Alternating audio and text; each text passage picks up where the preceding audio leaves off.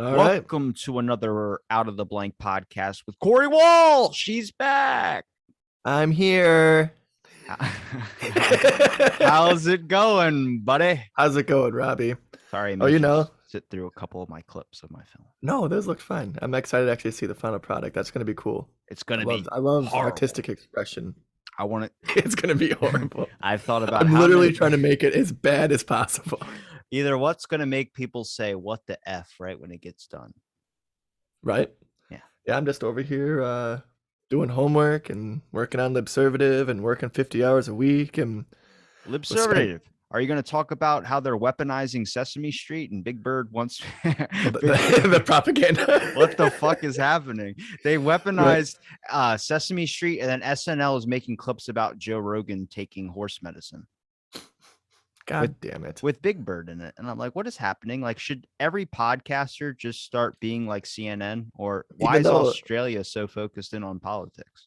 Even though picturing a scene of Big Bird and Joe Rogan like shooting up or something together would be a pretty good skit. It's a great art thing. I just didn't know why is everything got to be weaponized? Now if you didn't have it's propaganda. Well, if you had to worry about your kids and what they watched before, you really have to worry about your kids watching TV now. Cause I don't think like how long until we see a Teen Titans animation start talking about political stuff. Right. Yeah, that's a good point. I mean, there's always politics intermingled in it. Like, do you remember Animaniacs? Yeah. Animaniacs was so political.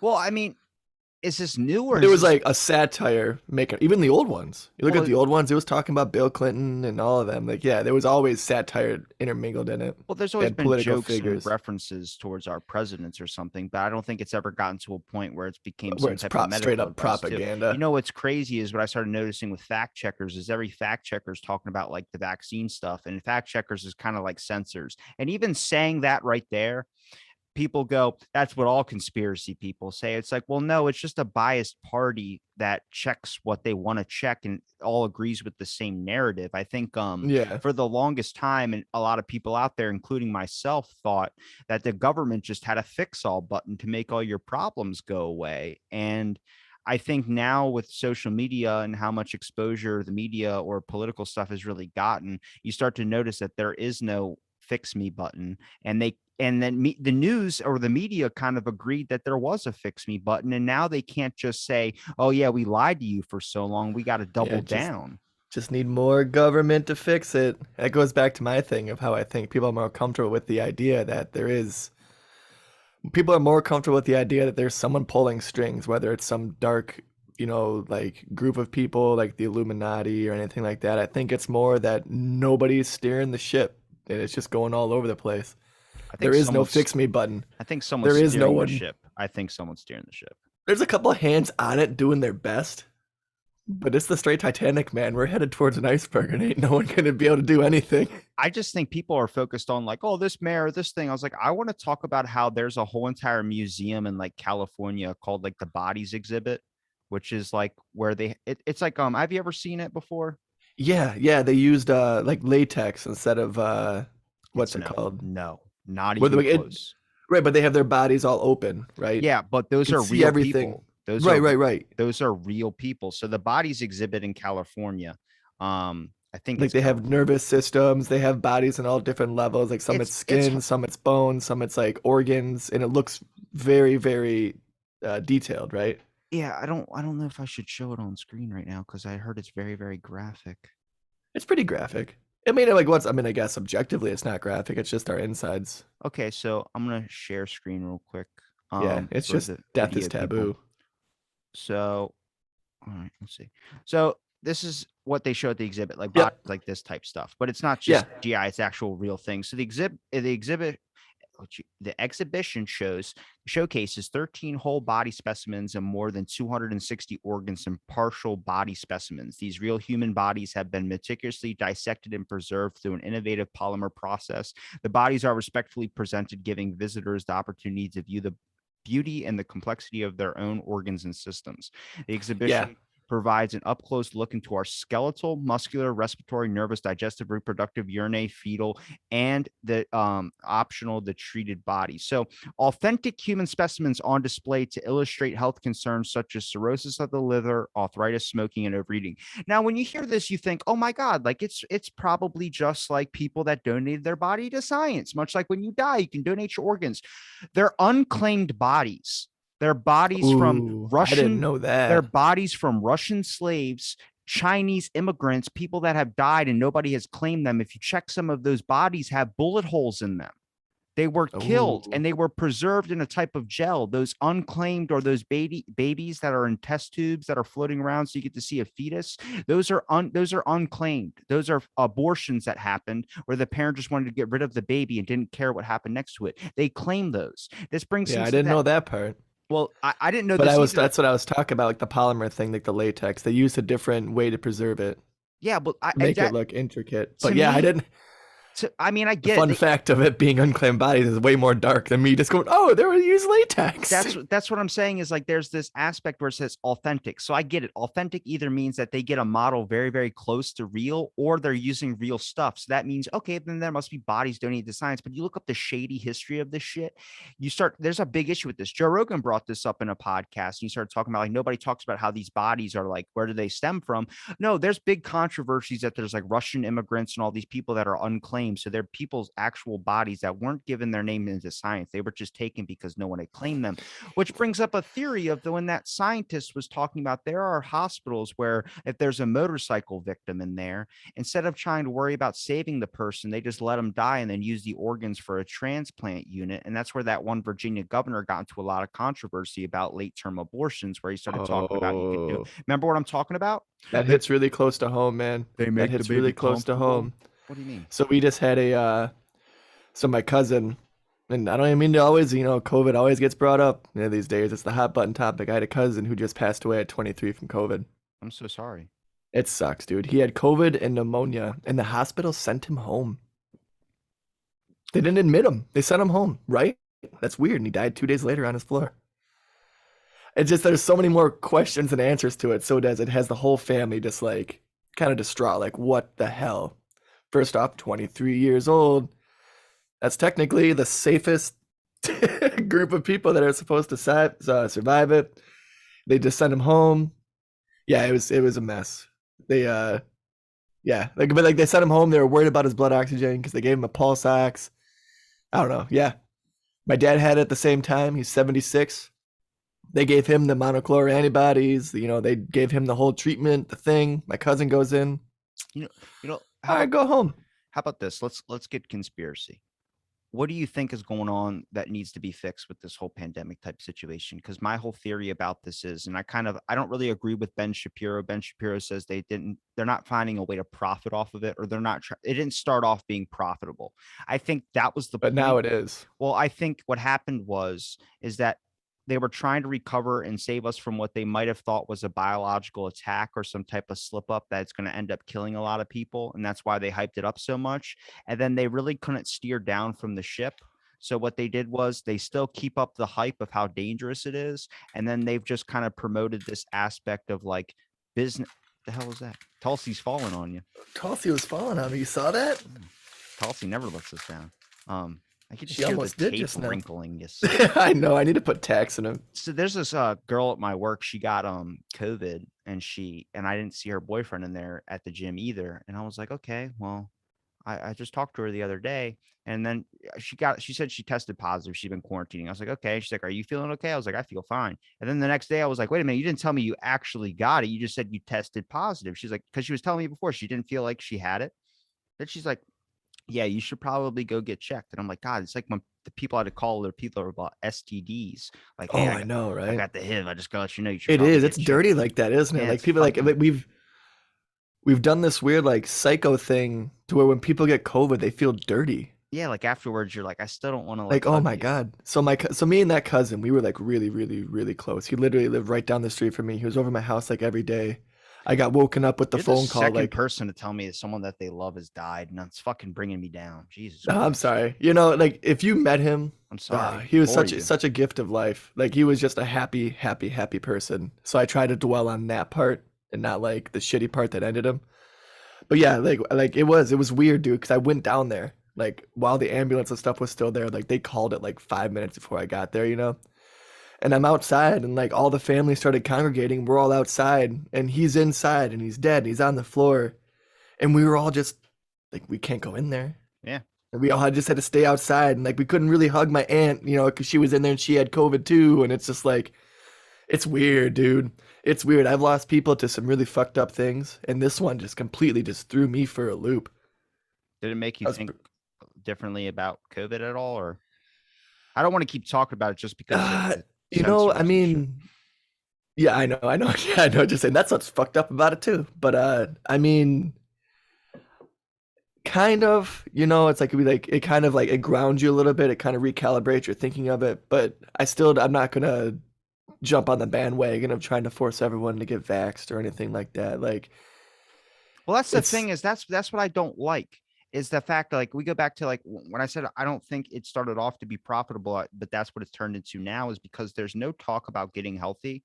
There's no talk about, my buddy, he had a heart attack and then he had COVID, like, or he got COVID and then he had a heart attack. After he thought Jesus. he beat COVID. So it was like a double down, but he's fine. He's healthy but he's a fitness guy. He's all about lifting, eating right, making sure your body's right, all about that motivational speak. Yeah. And you really start hitting this aspect of like the one thing that they're not talking about. People, you'll see videos of people that are allowed to be up there about people telling you that you need to get vaccinated and people need to do this, but there's no talk about you need to eat a fucking apple. You need to do, healthier Right. options on things, which is where I start to be like, they're more about letting you stick onto a medicine or try and get something rather than just look at an optional way of keeping yourself healthy. And you start to notice the weird, sketchy things is that they'll weaponize Sesame Street on you, but they're not going to tell you need to mandate it for your children, because as soon as you infer or you say that your kids need to get this and it's going to be mandatory, you'll have an army of fucking parents telling you, you don't Look what tell me happened in what to tell my Virginia. kid. What happened in Virginia? All right, so in Virginia, just recently, it was that election campaign between Youngkin and McAuliffe. Or the fake racism for the Republicans or Yeah, the you saw that with the Democrats? Lincoln Project? Yeah, I just did my Can my you explain that a monologue in little our bit last. to me? So the Lincoln, so you know what happened in Charlottesville like 2 years ago, No, or was it 2 years ago, 3 years ago? Remember when there was the Unite the Right rally and like they showed up with the tiki torches and all that I stuff? thought that was recent. Huh? I thought that was recent. That was 2 years ago. Yeah, that was like 2 or 3 years ago. Remember, because like there was the big thing. Trump said there was fine people on both sides, and the one girl got ran over. I think her name was, oh, I forget her first name, but her last name was Heyer. I think it was like Did she Helena get run Heyer or over something. like accidentally or Suge Knight ran No, there over? was a there was a Suge Knight ran over. Like there was a Backed up and shit. like there was a protest going on, and some fucking Nazi scum just drove his car into the crowd and ran a girl over. Was that when they were blocking the roads? Everyone was blocking the roads. It was protests and stuff going on. I Like was about to he say saw because them on the street. there was a lot of videos I saw during, I think this was like about in the Black Lives Matter protest where they were like stopping traffic in the middle of the way for people to go to their It jobs and wasn't shit. it wasn't like that type of scenario. This was they were all fighting. So the night before they did the tiki torches thing, there was a bunch of them out there saying you will not replace us, and then they were yelling Jews will not replace us, and they had tiki torches and white polos. And then the next day was the Unite the Right rally in Charlottesville, yeah. This is coming And at the Jewish people for replacing them. yeah, I don't understand what the hell is going on with them, but yeah, then it was a bunch of fights. Antifa was out there fighting with like Proud Boys, and they're all beating the shit out of each other, and people were getting jumped and getting their shit kicked in. And then some guy drove his car and killed that one girl. And so it was a very, very tragic day for America. You know, exposed like racism still being here.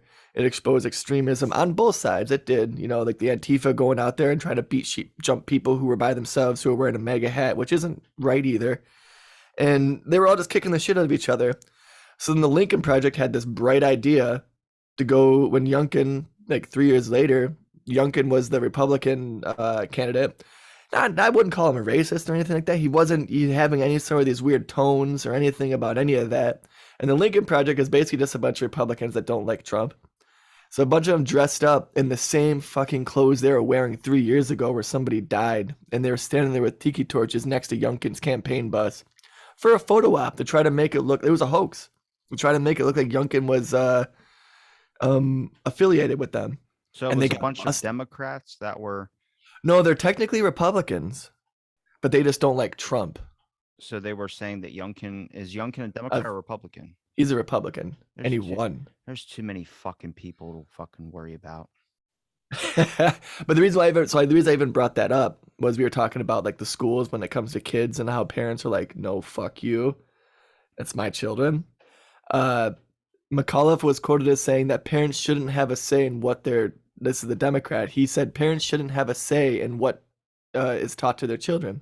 You just And lost all your Youngkin fucking votes. and Youngkin was like, no, they should, And then so that Youngkin won. And so this is what's interesting though. So in Virginia, when Biden ran, like Virginia's like a blue state technically. Yeah. They've had a Democratic governor, and now they're about to have a Republican one, but they've had a Democratic governor for I think 11 years or something. The last guy, it starts with an N. It's not Newsom. Nougat? Nor Because he's got no, a I forget creamy his center. name, but he was the previous governor. But anyways, he won by 9 points on the polls or whatever for governor, and Biden won Virginia by like 10 points. And Biden was down there campaigning for McAuliffe. Obama was there. They're all down there campaigning for McAuliffe, and they all just said, no, Democrats, fuck you, and they voted Republican. New Jersey, which is super, super, super blue, just won by the skin of their teeth against Republicans.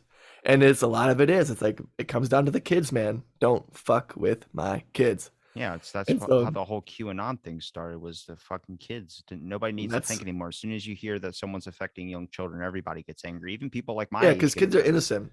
Yeah. Kids are innocent. Kids are pure. Well, despite what you might see, I've seen some Twitter pages that say you can be born racist. I was like, I don't know if that's. Nah, I think that's I don't absolutely think untrue. there's a. Well, that was a theory a long time ago. Remember that when they did that study that there was a thing that was genetically wrong with people, that they were genetically born with the idea of racism instilled in their DNA, that it's a genetic thing. That was around when Obama was in there. He also, a lot of weird things happened when Obama was president that people were talking about. Yeah. Like there was the idea that like women make less or make a 75% of a dollar of what a man makes, when it's like, did you know that they had different jobs? Like Ben Shapiro has dismantled this. Jordan Peterson has dismantled this. They go, what they're comparing that off of is men who make an engineering degree and make money doing that compared to a woman who's a teacher. And sadly, teachers, no matter if you're a man or a woman, don't get paid jack shit. Right. And now that's a whole different argument. We could have that argument that maybe teachers should get paid more. But when people are in different fields and stuff like that, then ultimately they might be paid differently. I actually do know a woman engineer though, personally. Just a little tidbit. Here we go. I found it. What'd you find? Found what I was just telling you about. Oh, the argument. Yeah, I'm not crazy in saying this. Like everyone, like I say something and then people go, you got to show it.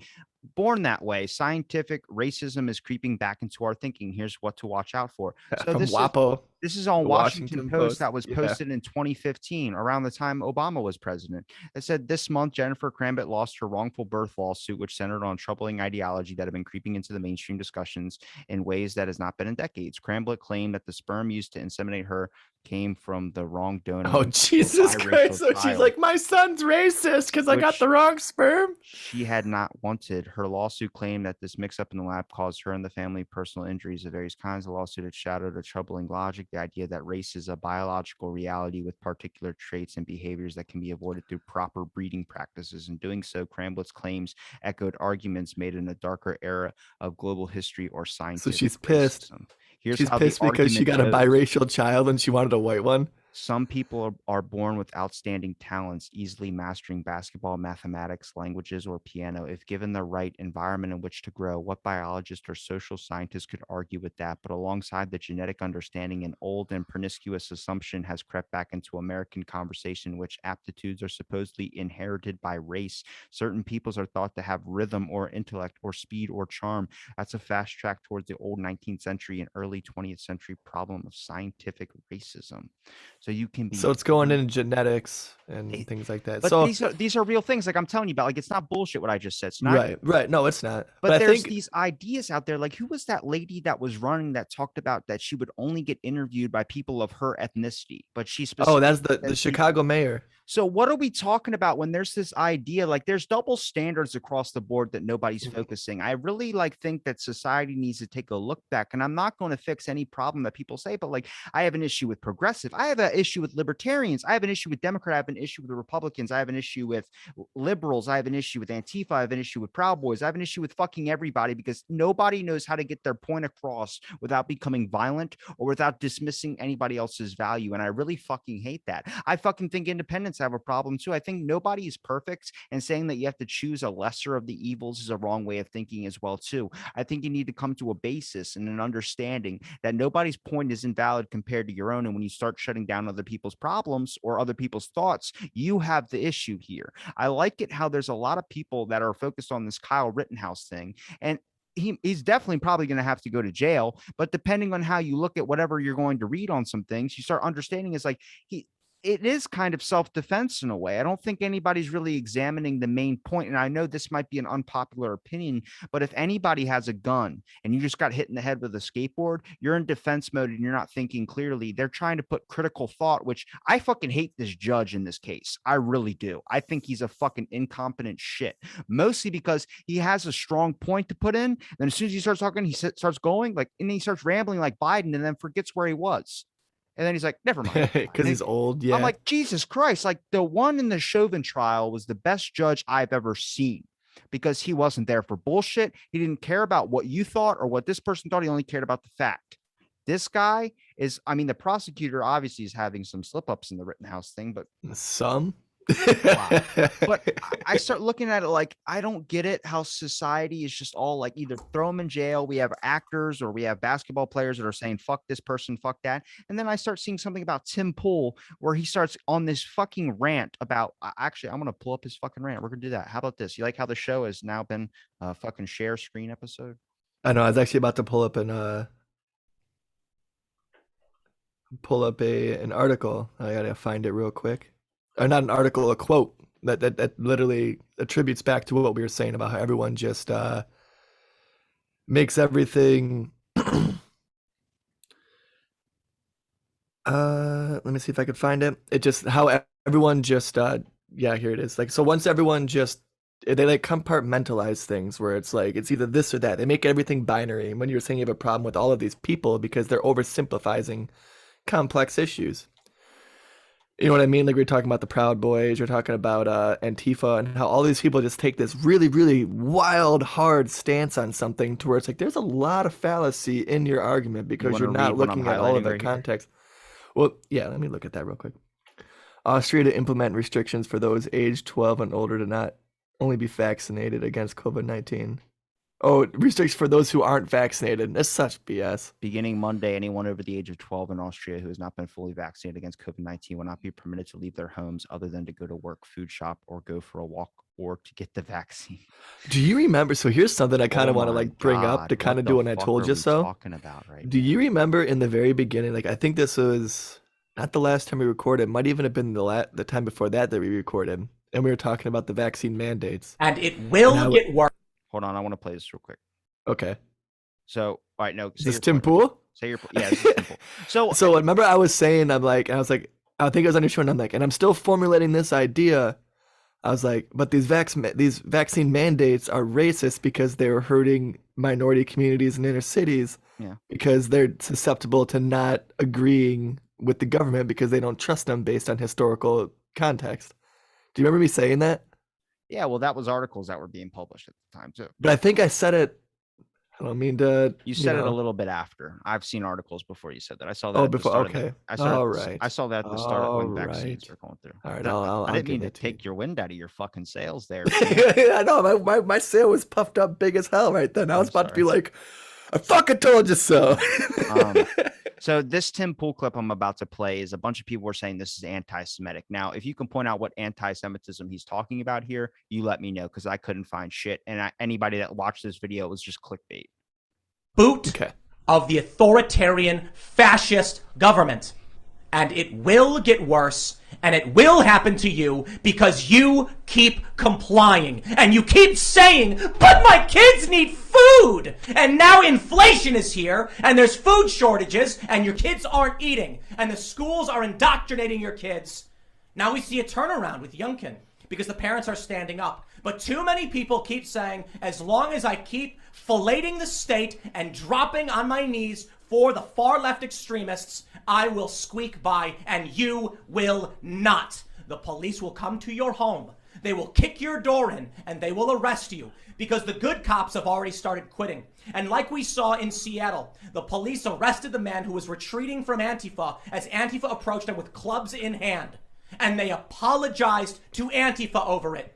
Like we saw in the Chaz, when several men unloaded hundreds of rounds into an SUV, and then the extremists stripped the evidence from the vehicle, and none of those people are brought to justice. And now we are at the point where Project Veritas is having their private, privileged, legal communications leaked to the New York Times, who with a smile on their face violate all norms, all respect, and lack all scruples.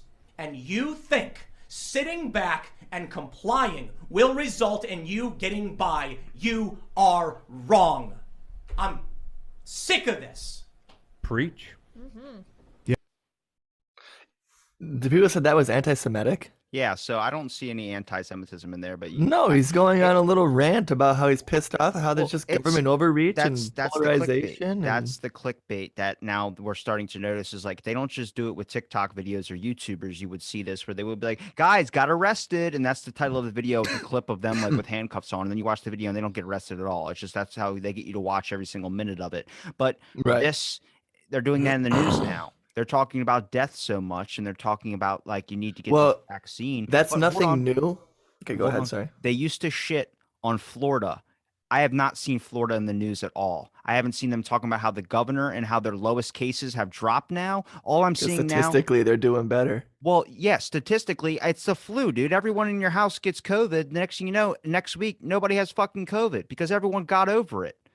The weird part is that they choose the state that has second state besides Maine that has the oldest population of people that live there, people over the age of 75. If you look at those deaths, the only other deaths they could compare to would be Maryland, and that would be gunshots, not COVID. People getting shot in Maryland would be a death spike. But then you look at Florida, the death spike is with people over the age of 75. Look at younger people down there aren't dying from it. It's not saying that younger people can't get it and younger people can die, just like sorry to hear about your cousin. But younger people can't get it. Yeah, he's an outlier. But I'd argue that his death wasn't necessarily because he got COVID. Might have been I honestly believe. Well, the pneumonia too. But I'm not trying to say, well, he had pneumonia. I'm honestly saying that he slipped through the cracks of lack of care when it came to the healthcare system. Yeah. He was in the hospital puking. He was in the hospital puking with COVID and pneumonia. They didn't even give him antibiotics, dude. They gave him Zofran for nausea. Well, here's where I start to get upset is the factor of him being an anomaly is going to end up becoming the normal when you really look at how many people are just mistreated. I've been mistreated by the medical system, not in a sense where I'm dead, but a sense where I have an underlying health condition that doesn't have a fucking answer to it. But I start looking at this aspect of like, you're seeing a lot of people push blame or yell at people or scrutinize or tell you that you need to be doing this. And if you're not, you're a piece of shit. But the people like Joe Rogan, Aaron Rodgers, who weren't suggesting to people, telling them that they need to take the exact medication they did, but all they said was, I took this, that was it. So it's not even suggesting anybody. That what's happening is these people are inferring that they're telling people this is what they need to do, and it's not that at all. If they watch the context of these videos, but people don't care. I know so many people that have been on this show that have denied the lab, that tweet every single day calling these people idiots or calling these people dumbasses or whatever they want to say, that just sit there and say, you're going to believe this person who's telling people they need to take horse medicine? It's like, did you It's not even about that. Did you even watch their video or them, whatever that got scrutinized about? Did you ever watch it? No, I saw it on this website. Okay, well, that website's distorting it. That website's doing what they can to make people outrage. And I don't like how society has learned to profit, just like they profit off deaths, is now profiting on an aspect of people's anger, profiting on how much we can tear each other apart. And that's a really fucked up world that we're living in. And that scares me for future generations coming up, man. We go back to it's gotten scary because, or not necessarily, I don't want to like fearmonger and say scary, but like it's gotten weird because like the idea of being a doctor, the term is practicing medicine because it's an ever evolving technique that gets worked on. we're supposed to be like when it comes to saving someone's lives, we take risks, we do different things. Like we're constantly evolving, we're doing trials, we're trying different things to make the healthcare system better. But for some reason with COVID, because there's so much money being poured into certain pharmaceutical companies, that like it's not as profitable to do other things, that it's become this weird binary thing where it's either vaxxed or not. Like you have to be vaccinated. Vaccination is the only way, to where when someone like Joe Rogan comes out and he goes, "Yeah, I got this and this," and it worked for him. I'm not saying it would, and he even says this. He goes, "It wouldn't work for everybody, but it's what worked for me."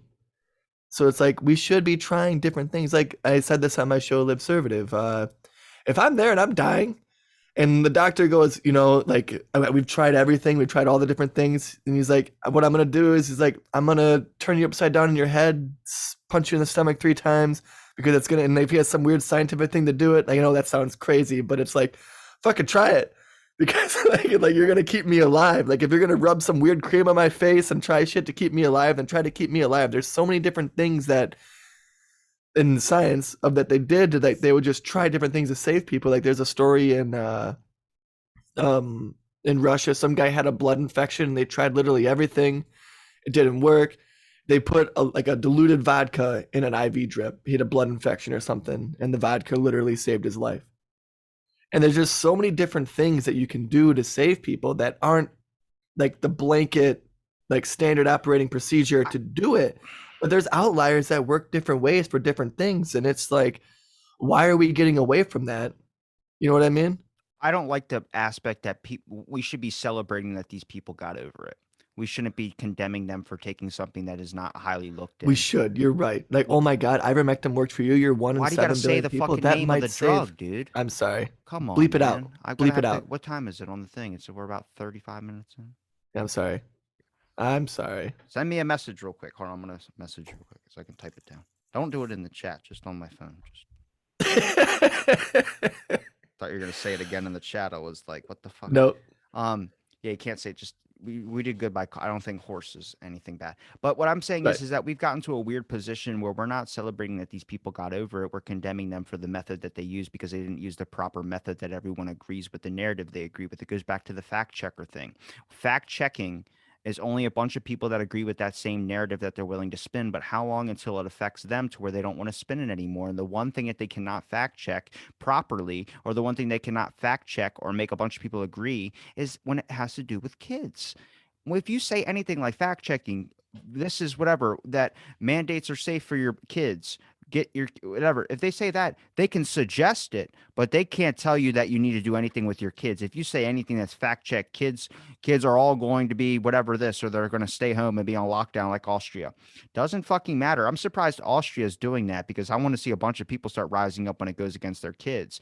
But why? How come with these fact check things, I never see any fact checks about the Earth being flat? I never see any fact checks about why is the Earth round? You think that they would just say a fact check? Here's a video of the actual fucking Earth.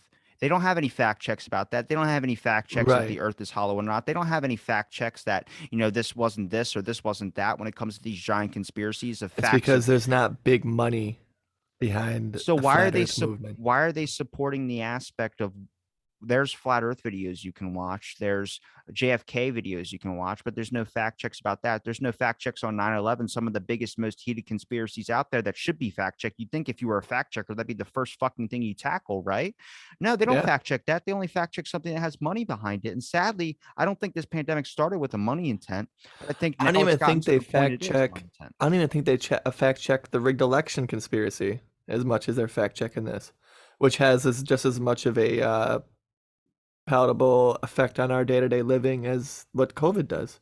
Well, you've opened up the door now to where TikTok and all these other sources have now become a viable place for news. And I don't think that's a good idea either, because now nobody knows what to trust. Nobody knows what's real. Nobody knows what's this. Nobody knows how long and how many crazy people are on those videos. Yeah. I think I'm very rational in the way I think about things. I think things through, and I try and see every perspective. I think you do too, like Robbie, and I think I'm the same way. I kind of like it, but it takes time. It takes time to like take all the context and perspective and put it together. And it goes back to actually when I don't see right is when I see somebody say, fuck that person, they were a vaccine denier, and that person is now dead. I do Oh, not like agree with Occupy that. Democrats? I don't agree with any of this fucking narratives where people act like they're in support of something and then something doesn't go or someone on the other team dies that they're opposing and they fucking cheer on that factor instead of now you've lost the aspect of a human that someone has just lost their fucking life. I don't love this disguise of, and I see it. I know so many people that I just refuse. I can't. And here I get to this point where any of these people that talk shit, that say all this type of stuff, I don't care, man. I'll stand there and I'll be like, okay. But if you start trying to tell me you should get this, you should get this, and they start coming at me with a fucking needle, watch how fast you get punched in the fucking mouth.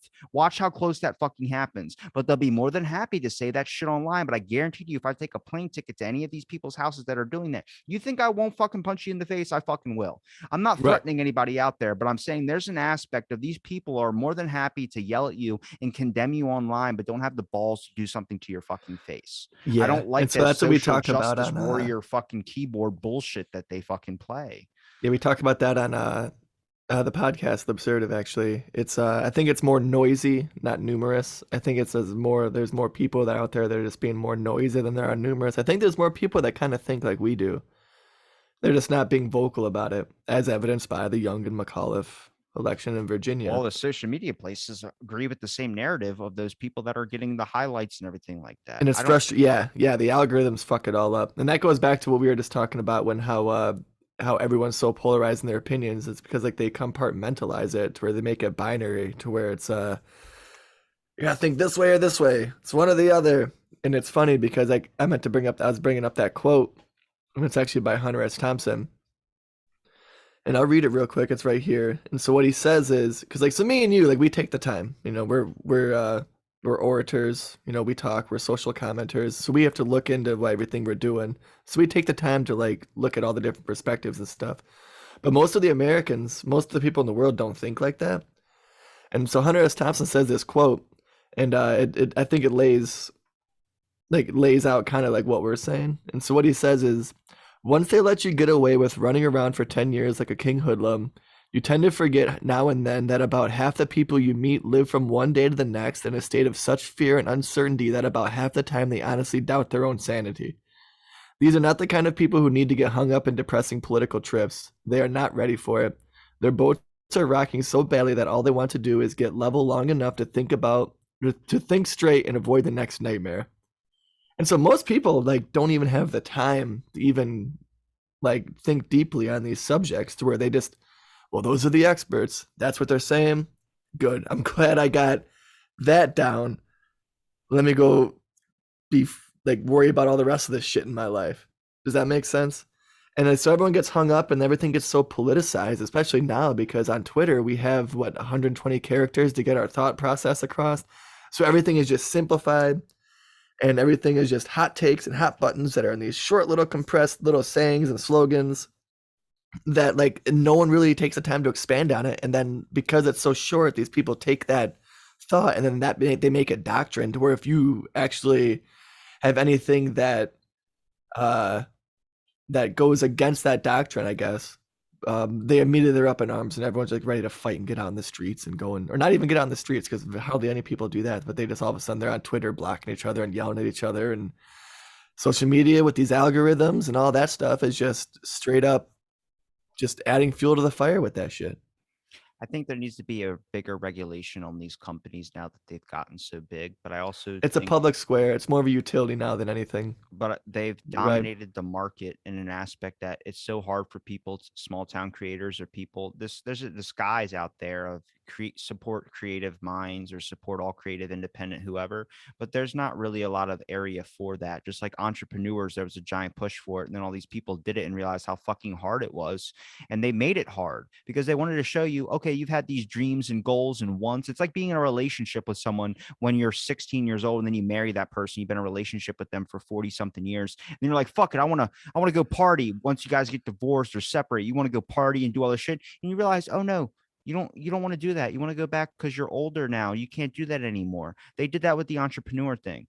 They had a bunch of people go, fine, go take your shot at being an entrepreneur. We're an entrepreneur society. They made that shit difficult as fuck. So how many people just bailed on it? It's because we have an oligarchy. A lot of the regulations and stuff that we have are lobbied for and put in place by like big ass companies because it stifles competition because they can pay these fees, but they know that paying these fees is going to cost them less in the long run than try to compete with another company coming up and actually being profitable and then having to compete with another company. But am I a conspiracy person for saying this type of stuff? Why, when I I don't think say so. this in an episode, someone tells me that I can't go full conspiracy. I'm like, how am I being a conspiracy person by talking about the obvious fact that, and I hate the word systemic, so I'm not going to say it, but there's a systemic, damn it, I said it. There is a fucking systematic problem going on in this country and every other country, and that is a fact that they don't care about you. They don't care about if you eat or not. They don't care about that. They care if you pay your taxes or not. That's fucking it. That has been shown. That's not a conspiracy, but people will say that is a conspiracy until the sword gets turned onto them. There's no option or avenue for you to want to get the things that you want. There's just an idea that they instill that you can do it if you do it. But then when you fail, then you feel like, oh, well, I had the opportunity to, but it just didn't work out. So maybe I'm not the one. No, society is set up in a way. The system is set up in a way to make you fail on purpose because they want you to take your shot and show you that you're not cut out to do this. I think there's a lot of people out there that just don't have the resources to be able to do the things that they want to do. There's a lot of risk when it comes to doing that. Yeah. And there's certain people that they'll highlight or they'll let the algorithm slip through, just like some of those fake whistleblowers that we saw that were getting millions of followers in a matter of like a couple of days, all on an aspect of they just change a couple ones and zeros and set the algorithm in a certain way. When I go back to the beginning of this conversation about problems that we should be fixing as a society, there's racial problems in other countries that are going on. People look at white supremacy in America. Who was that one guy that was talking about it doesn't exist? They called him the black face of white supremacy. Do you remember who that guy was? No. I can look it up, but they called one of this governor guys the black face of white supremacy for the things that he was saying. And I'm like, does that sound fucking weird to you? Was he black? Yes. Oh, so yeah. So the media, yeah. It's whenever a black person doesn't fit it does. You turn this whole thing inside out, man. It's insane that Larry Elders. Oh yeah. So yeah, he was the one that was running against Gavin Newsom out in was Newsom out in Cali? De Blasio was New York, Newsom was Cali. Yeah, he was running against Newsom because Newsom was trying to get recalled. Smiled the smug smile of a black conservative who could very well be liberal California's next governor. Where do we start with the damage Gavin Newsom has done to the state that we both love? He leaned forward to gaze across the room of white Republicans who had come to a hear speak in Orange County, rising crime because of this phony narrative that the police are engaging in systematic racism and cops are pulling black. Elder said, when you reduce the possibility of a bad guy getting caught, getting convicted, and getting incarcerated, guess what? Crime goes up. Then another smile, this one even more smug than the last. Can you say, duh? I won't lie. Few things infuriate me more than watching a black person use willful blindness and cherry-picked facts to make overly simplistic arguments that whitewash the complex problems that come along with being black in America. They're calling him an Uncle Tom. Well, the main article of the Los Angeles Times is Larry Elder is the black face of white supremacy. Does that not sound You've been warned. Does that it says after you've been warned. Does that not sound very fucked up to you that we live in a society that is saying those types of things? And I think Ben Shapiro said it. He was talking about if there's really such white supremacy in this country, why are schools making it harder for Asians to be accepted into their colleges? They raised the grade point averages at Harvard and all these other institutions, making it harder for the Asian population to be able to get in there because they had a large amount of Asian people that were going to the school because they actually pay attention and they try hard to get the degrees that they want to get so they can be successful in life. And now you're shaming people and you're making it more difficult just because you have a higher portion of that population going in there. And even mentioning the term like the blackface of white supremacy or any of these things, you start feeling icky because you know someone's going to be like, you're racist for bringing up all these things. You can no, this is real shit that an article is getting away with publishing, and people are spinning a narrative of a certain way that is now convincing a bunch of people all these types of things, and it doesn't make fucking sense. And when I say these things, when I notice these things, when I hear these things, you get labeled a conspiracy person. I don't think that's a conspiracy person because there's actual articles and people running with these narratives all because they can, because you're more than willing to spend the money and buy into these types of things, even though it might be clickbait, even though it might be misinformation, or even though they might be spinning a biased narrative, and they don't give a fuck about what happens afterwards. They don't care as long as they got your money. When in society have It's like I used to be pro government giving you health care and shit. And then my buddy Adam, who's also a libertarian, said, imagine something goes You showed the wrong. porcupine, right? Yeah. Well, he goes, imagine something goes wrong with your government insured health care.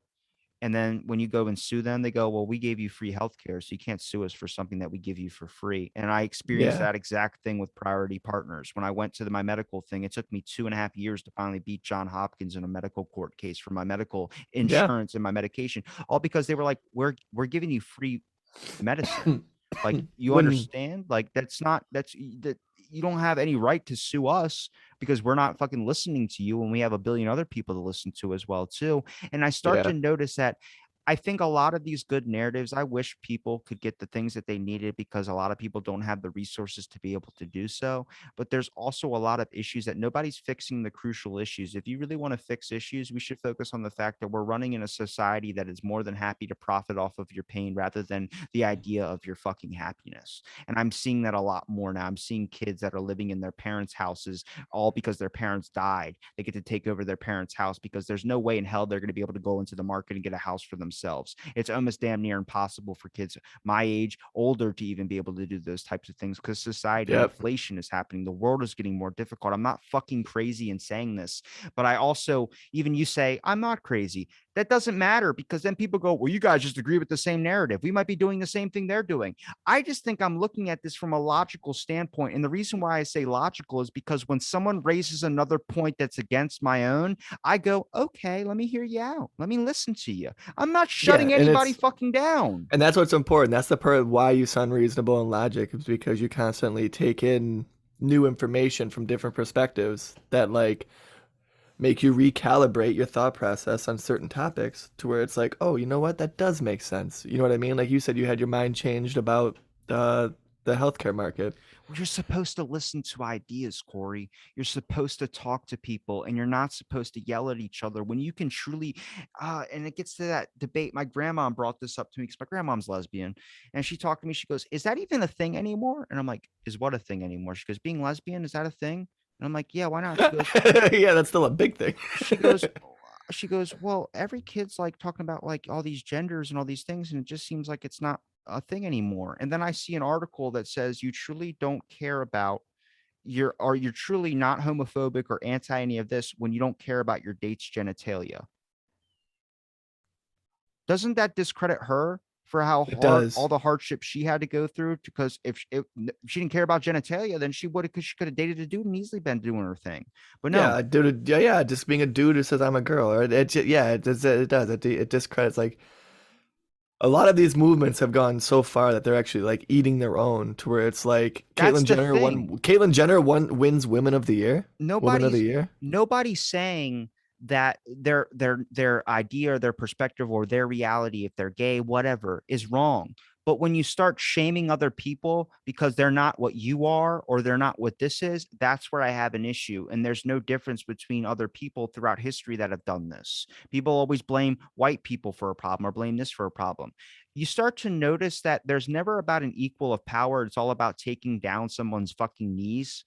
And it's like, if there's Yeah, truly a racial inequality, then you need to fix that. But if you notice with the cop thing where they defunded the cops and had to ramp them back up in fucking Seattle because people were walking around with fucking frying pans and shit, you really want cop abuse to stop? Give more cops. Ben Shapiro said this, and I think he makes yeah, a very yeah. It's valid funny you were point. saying that. I just listened to that episode too. I heard a Yeah. couple talking points you brought up with that, and yeah, same thing. It's like it's not necessarily we need less cops. We just need more good If you cops. have more cops out there, more people that can stop somebody when they see abuse happening, and then people go, well, what about the George Floyd thing? I go, were any of those, like, you can see some of the cops in those videos that were like, okay, I should step in here, but it was their captain or their chief that was doing this, and they had to worry Yeah, about a crowd. I think if you have more cops, you have more people that are accountable of each other. But I also think there needs to be a thorough test with this type of shit too. You used to have a yeah, test I always bring up called Truth Wizards. You used to be able to sense if someone had a mental break to them. I can tell you, every time I look at these things, if I'm watching people on a stand in the Kyle Rittenhouse thing, if I'm watching people do this, you start to see the sliminess leak out of a person. I think when you truly truly get someone and talk to them for an hour, you can truly sense out the way a person goes. And I'm proof of that because I've done over almost 1,000 episodes. I can sense if it's someone I'm going to have back on the show, or if someone's feeding me bullshit. I can sense when you're a good person and I have you back on. I can sense when Well, what you say is I take actually that what as a you mean. You're compliment welcome. because I've been on the show like 5 times now. Has it been 5 or 4? Shit, let The me 9/11 think. episode doesn't count.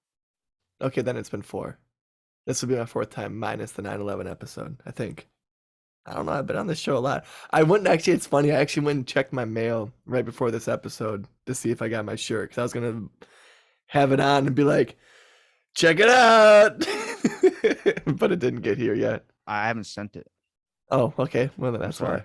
I'm sorry. I That's beat fine. my Maryland court case because they told me I owed $2,400, so I had to beat that one too. Oh, dude. Okay, let's talk about that because you messaged me. We were talking about court cases. I've talked about it before, but I got into a case, and this is why I talk about Truth Wizards, is that it was on the phone.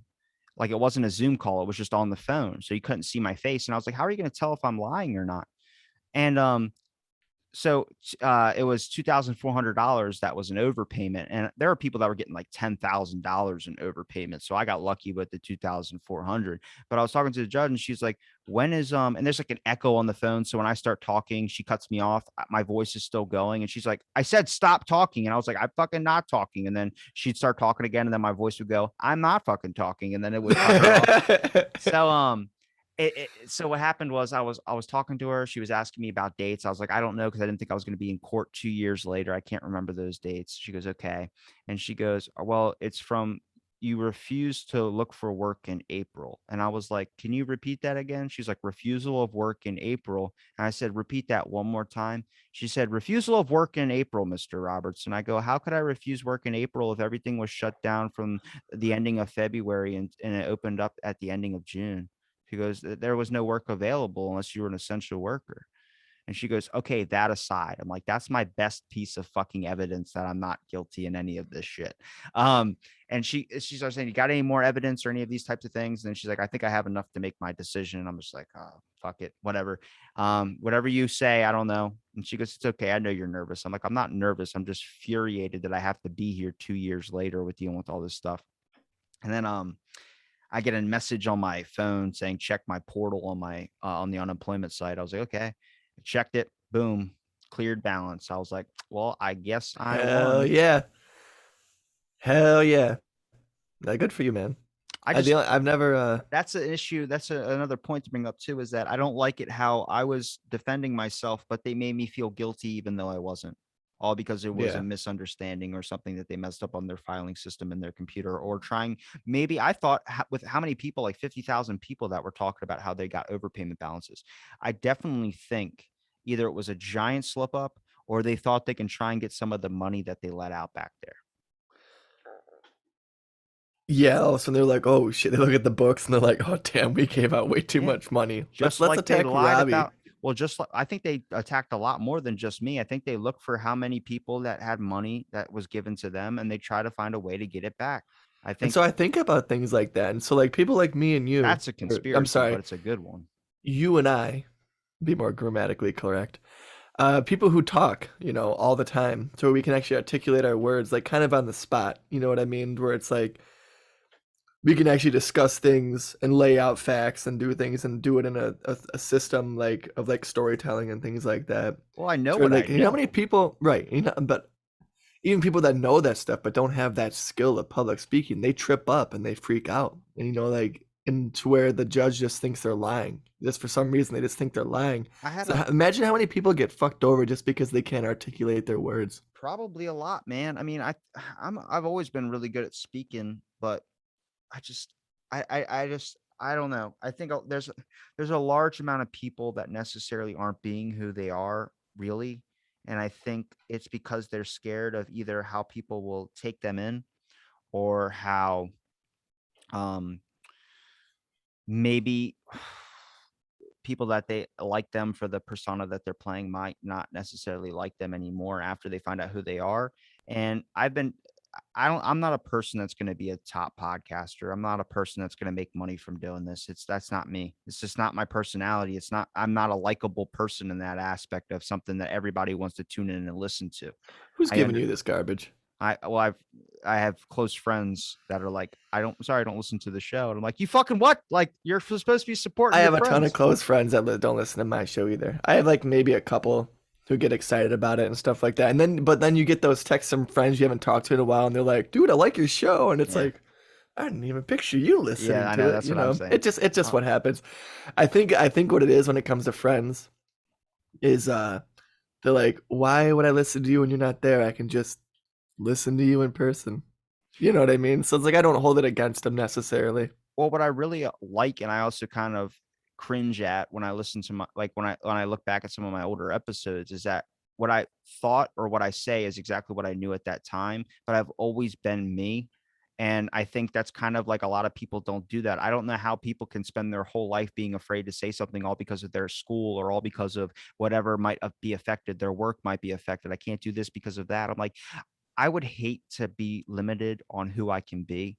And I think people Yeah. look at the real ceiling of accomplishments when it comes to their career. But what about the ceilings of just being yourself and defining about who you are? And a lot of people choose not to show who they are because they're afraid of how other people will view or take them in. I swear, like people talk about you might be an inflated version of yourself when you're on your show. I'm like, no, this is exactly how I fucking am. I get angry about things I'm angry about, and I'm happy and I joke around about things I want to be happy and joke around about. Mhm. But when I'm making this film and I have a air freshener on fire or something. And So is that what you're gonna be moving towards? Is trying to do like more I'm done after filmography the and film. stuff? Everything's Okay. done. Okay. But the air freshener's on fire and it's a black ice air freshener. And then someone's like, you know, that's racist, right? I'm like, why? Like, you're burning a black ice air freshener. You could have got any air freshener. I was like, I didn't even pull that out of the fucking. How did you get that? Like, what the So fuck are the we talking YouTubers will about? be able to see this, but you see this motion I'm doing. It's like I see what he's talking about, but at the same time, I'm like, I didn't even think about that. It's like when you say something and someone goes, "Oh my god, you just said that." I was like, "What?" Like I said the word gypsy. People are like, you can't say gypsy. I'm like, what the fuck are we talking about here? I've seen plenty of movies that mention that. Borat. Yeah. I call people gypsies all the time. Apparently, that's an offensive slur. I think it is. It's for Romanians, right? Because they were. I think it just has thought to it do meant with people like. that were into like tarot cards and shit. Right. That's what I thought too. But I guess that's just. I was not. I think what is it? The gypsies was a slur against the Romanian migrants who were running from genocides or something, and they were just running around from town to town, just setting up shop, doing PETA's little. banning animal slurs, but yet they're still using live bodies that are unclaimed in a fucking museum for you to be able to PETA's using examine. animal slurs People or don't slurs, care. People don't but they're care what they still put in their body, but yeah. they want to watch a body opened up that might be some person's family member that just doesn't know that they're. Imagine this: your great uncle twice removed is hanging in a fucking museum by chains, and people are just observing him and paying $5 or $10.99, however it costs to get into that body's museum, to just stare And at going, him. oh wow, hanging. honey, look at that. Let's Look go at get that. some lunch. I'm gonna take the kids on a field trip to learn about the body. Yeah, it is funny, isn't that? How it's the book I was about to bring up a little bit earlier when we were talking about how like the media moves everything around. It's like, have you ever read Manufacturing Consent by Noam Chomsky? No, but that name always makes me smile. Because it's just such a funny name. No, Noam because there's a Chomsky. video game in Left 4 Dead where you get a gnome and the gnome was called Noam Chomsky. Nice. Yeah, he's lately it's weird. He's been kind of big on, from what I've heard. I heard on the Jimmy Dore show he was talking about how like Noam Chomsky is just kind of hiding his like at his house, like he's freaking out about this virus and stuff. But he's a super old guy, so it makes sense. But he writes this book with this other guy, and I forget the guy's name. I'm gonna look it up as I'm talking to you.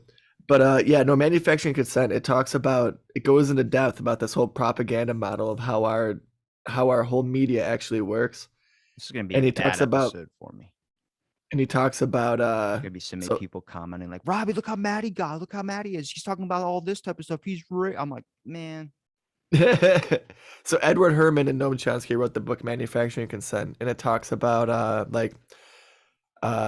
qualified and unqualified victims and how certain people like look at the Gabby Petito thing. 200,000 women went missing that year, or last year. But Gabby Petito clicks all these little check marks to this little missing white girl syndrome, to where it just storms the media. And then like you look at these different things of how like what catches like media and like what's important and what isn't, and like how all these people, like you said, are literally cut open after they die and their bodies just unclaimed because they just didn't find the family. So they just put them on display, and that's fine. But then other things happen. It's just like PETA freaking out about animals. It's like, how could you do this? And it's insane to me. Like the whole narrative of like, I should have been a judge. I think the same thing, because you know why? What do you stance on the Kyle Rittenhouse case? Objectively? What do you stand just viewing it, watching it? I've seen all 8 days so far. I think by the time this comes out, we'll probably be on like the end of it. So objectively, Wisconsin has stand your ground laws. You look at the videos of when the Rosenbaum thing happened. He was not supposed to be there. Ooh, Rittenhouse? His mom drove him across 17-year-old. Okay, yeah. So basically, if I can sum it up really quick, 17 years old, crossing lines with a gun, fucking idiot. Absolute fucking And apparently the defense was like, his dad lives in that state. I'm like, doesn't fucking matter. This is a kid. It really is only 20 minutes away. This is a kid that watched American Sniper too many fucking times, that wanted to run and battle and go protect these businesses, who didn't give a fuck about these businesses. He only cared about being a powerful person. It got out of control. He got scared and did something he shouldn't have, and he killed a bunch of people. But at the same time, it's very weird that he took 3 people he shot at, and 2 of those people were pedophiles. Right. And the people he shot were coming after him. Rosenbaum was throwing things at him. And if you saw the video, the same time Rosenbaum was throwing stuff at him and trying to grab him, that same fucking kid, the Gage kid, I don't know if it was the Gage kid, but someone was firing a gun in the air when he had his back turned. So imagine that. Think that. I'm hearing gunshots. Yes, that's Rosenbaum had sulfur on his hands, which means his hands were by the barrel of the gun when he was shot, which indicates he was trying to grab the gun, which lines up with Rittenhouse's testimony. Well, these are unpopular opinions, because people, when this episode goes up, people are going to be like, "Oh, they're just Republican talking points. This or this." Okay, I'll go into that next, just to show my clear unbias about it. But is the kid a dumbass? Absolutely. The kid's a fucking moron, right? But being a fucking moron and being a dumbass doesn't negate you from defending yourself in a stand your ground law state. Does that make sense? Yeah. The Gage kid had his gun pulled forward and he shot him. The other kid was coming at him with a skateboard. If I come out with you with a skateboard, it doesn't matter if it's a gun or a skateboard. I could still kill you. The skateboard's just going to take a little bit more time. Yeah. He defended himself. You have to get a Should he be charged with being a minor with a weapon? Yes. Should he be charged with crossing state lines? Well, actually, no, because he didn't cross the lines with the gun. The gun was already in the state. But he was a minor in possession. That's illegal. Should he ever own a gun again? He might probably get his rights stripped of that for a long time because of the fact that he did break the law. He should be charged with that. He should be charged with all those things. But like in those instances, as someone who has a CPL and someone who does live in a stand your ground state, I'm hoping that this precedent does set the fact that me not being a dumbass and not being a fucking moron like Kyle Rittenhouse, I want to be able to know that I can defend myself and not I want the furthest thing of me thinking, "Ooh, but what if I get in trouble for this?" If I'm defending myself, if I'm just driving my car and I have my kid in the car and things like that. I've talked to a lot of people, and I don't know if it's just a bonus of talking to so many people that you start to get a sense about a person. But if you can't look at any of those people in that thing and start to realize that this was a kid that thought he could play vigilante with his fucking friends, or if the person that was shot in the bicep, or if the person that was shot in the bicep doesn't have a psychological bend to his fucking head because he looks like a goddamn psychopath, like someone that would storm the fucking Capitol. These are people that were doing things and then they got hurt and they didn't think they were going to get hurt. They thought they were going to hurt people. And now they thought they were LARPing. Yeah, this is what I'm saying, is that there's faults on both sides. Now, do I think this means, what my fear is that they're going to end up implementing whatever law that they do or whatever thing that they do that's going to affect fucking everybody because because they've let that door open. And now this needs to be a personalized, this type of thing. And I don't like how. Isn't that funny how you say that? What? Because I'm sorry to cut you off, but like I was saying, do it a lot, dude. I know. I'm sorry. I'm the worst. But like I said, it sets the precedent. You know, like this court case, whether it's just like you were talking about being individuals and how this is its own separate thing. When it comes to law, it sets precedent. So like these different cases, even if it's over just absolute bullshit, they just hold weight because like every other court case is judged based on like what other court cases were before We have in our legal we have system. laws that are made on cases of few that the laws affect many. It's very, very strange because I think this highly distorts what perception of people have in society, where you're afraid to go out at night. On an aspect, you're afraid that you're going to get shot, you're afraid you're going to get killed, you feel like the wage inequality is happening in the world, and I necessarily don't think that to be true. I think that there are some issues that need to be fixed, but I also don't think that America is this bleeding, sucking leech of a place. I think it's an amazing place, but I think a lot of people are very distorted in their views and perspectives, and less willing to be open to understand somebody else's or understand a viewpoint and have some talking points about these things. I've watched so many people that would literally attack you with their beliefs, and their beliefs be proven wrong when the side changed, and they have never admitted to their wrong beings, or they just move over the topic, or they choose not to acknowledge the lab or any of those types of things. And I start to go, well, this is a point when you've actually caused more damage than the side that was agreeing or believing that perspective that was shut down. The issue is that there's more shutting down than there is of acknowledging that someone was wrong. I'm never firm in any of my beliefs enough to say that I'm, oh, I'm above being wrong. No, I don't think there's anything that I really can truly invest myself in that would be 100% saying that I'm never wrong. I'm never wrong. I could be wrong at any moment in my life, and I'm not scared of that factor of it happening. And a lot of people are scared of that. A lot of people are scared of being wrong because they are afraid it's going to affect their image. If you don't notice everything throughout history and everything about everybody's life in society and how the change has shifted, it's not really shifted a whole lot. It's still people only caring about themselves. It's still only people caring about the image that they display to other people. They want to, remember a long time ago when we first chatted, I talked to you about the homeless thing with the Salvation Army, with the fucking Santa Claus that we're about to start seeing in the next month, where they're showing up and ringing the fucking bell. Or when you go to Home Goods and you donate, they ring a fucking bell, even if it's a penny, to let everybody know that you donated and you're a good fucking person. It's all bullshit. And society keeps perpetuating the bullshit because they give you opportunities where you don't have to do jack shit and you get the most praise. But when you do a lot, you don't get any acknowledgement. Right. Well, because instant gratification, for some reason, it just releases about as much dopamine as like just anything else. Oh, God. And we've just hardwired that into our society. Our society, okay, this is kind of an idea that I just popped up in my head.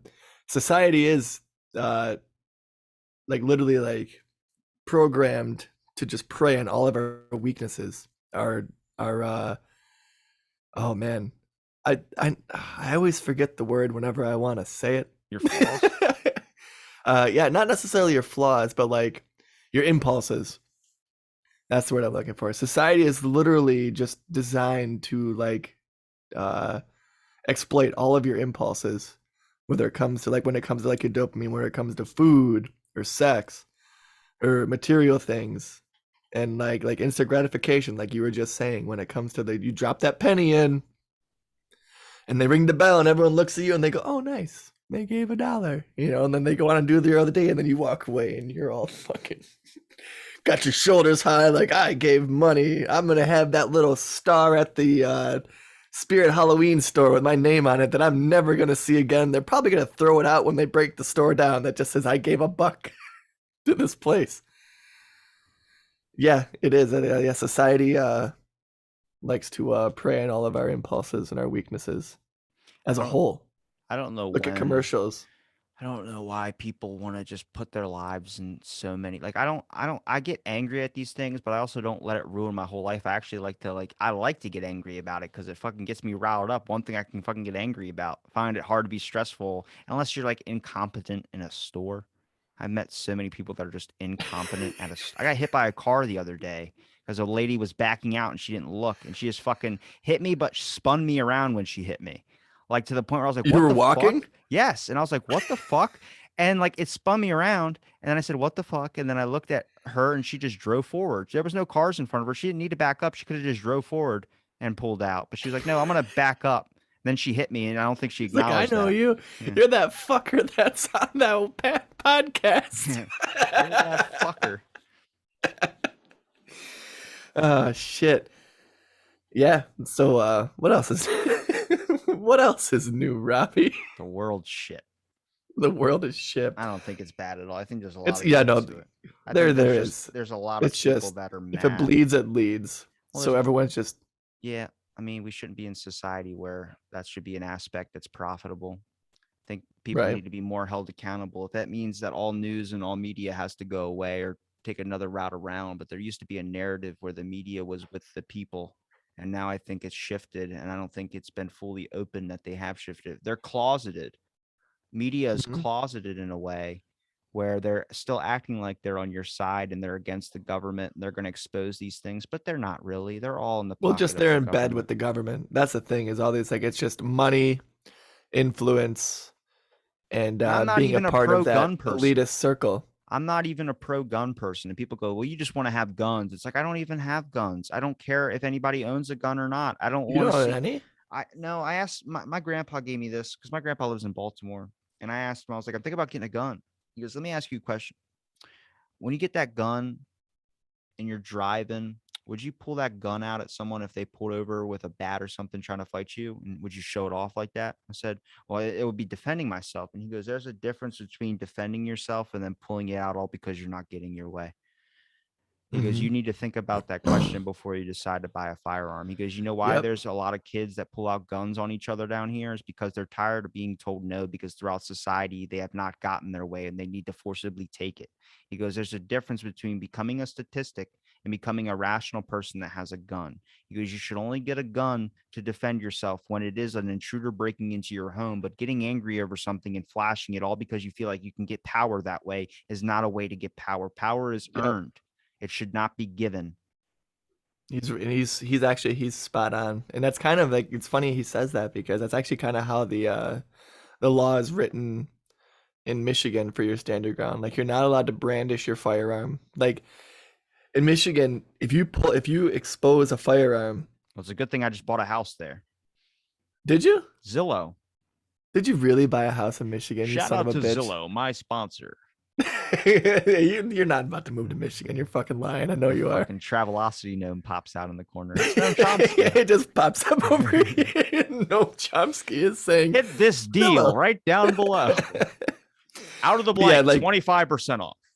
and it's funny because it actually uses the word malicious in the writing that like you Okay, have to 35% off.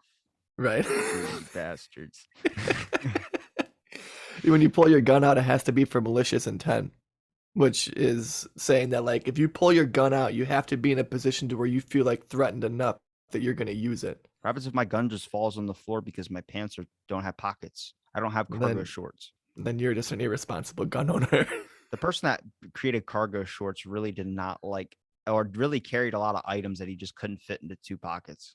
Right? How about this? How about women just have no pockets in their pants? It's just fake. Do you remember? Do you They just remember? have this, like someone literally put all the lining in, like, and they put this pocket and then just sewed it up. Do you remember the jeans that you could zip and it would turn into shorts? Yeah, I saw an Those- old man at the. Those were thug as fuck. I saw this like 75-year-old man at the. I was going to the. I had to go get my eyes looked at because this was a couple months ago. I think I was telling you about this when my eye got all fucked up. My son decided to take a right hook at me and his nail caught me and put a little abrasion on my eye, so I had to go to an ophthalmologist or whatever. I'm walking out of there and my eyes are all dilated. And I'm like trying to like fucking get my bearings straight in this bright ass day. And I look and I see this like 75-year-old man walking my way. And I shit you not, he was wearing the pants that you could zip off and make into shorts. And I'm like, he's just prepared. Yeah.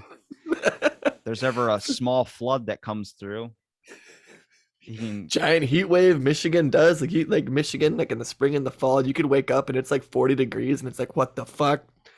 And then 3 hours later, it's 85 degrees. And he's just like giving everyone the finger as he's unzipping his pants, going, fuck y'all, I'm prepared.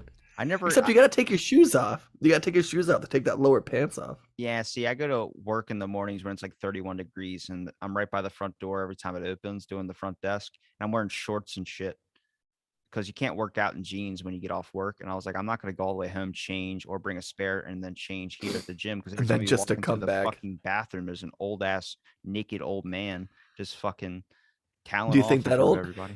Do you think that old man owns a pair of jean pants or short No. pants? All of them wear shorts and their legs look like they lost circulation in the 70s.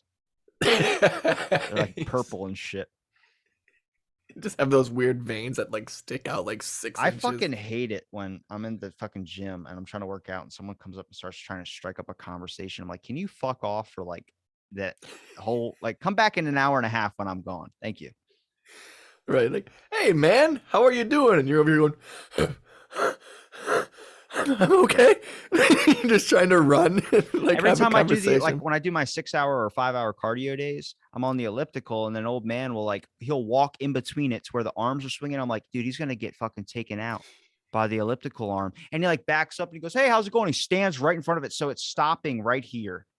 And I'm like, I just want to put my foot down on this left one right here real hard and just have it go a little bit farther and fucking right Give in him the a little eye. boop.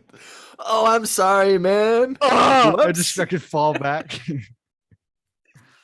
I do. It does get weird. I'm at work and I'm on the computer or something. I'm typing something and I look up and I see like one of the old people on the ellipticals and he looks like he's about to fucking have a heart attack.